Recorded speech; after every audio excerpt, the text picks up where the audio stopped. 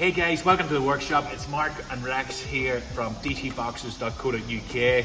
We have a new model out. Well, it's not a new model, it's basically the DT500, but only with the pickup kit on it. So let's have a closer look. Not like that. So here we are, folks. We have the DT500 with the pickup kit. It has got the rain cover on the front, the side vent covers, just to protect, if you're going down the motorway, just to protect from all that wind and rain. Then you've also got the tie-down hooks here.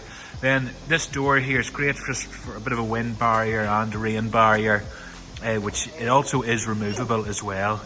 And all our standard features, the stainless steel lockable door, very, very high quality, tough hinges, and then the washout plug as well, and the top tray too. So yeah, hope this is a good run through some of the features of it.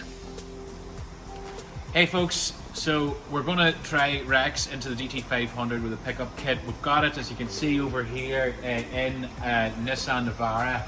So yeah, let's try Rex in and see how he looks. Usually he behaves himself. So Rex, you want to go in the box? In the box? Come on. Good boy. So yeah, so if you go in. Come on. That's about in we'll go. In we'll go. You see there, Rex can get turned no problem. Internal dimensions, it's 700 millimeters high, 500 millimeters deep, and 500 millimeters wide and 900 deep. So you can sort of see he's got plenty of room. Rex sort of likes not too much room. When you do confine a dog a bit, they do feel more comfortable traveling when you're going around corners. The dogs do like another, a nice wall to lean up against to keep themselves safe. So good dog, Rex.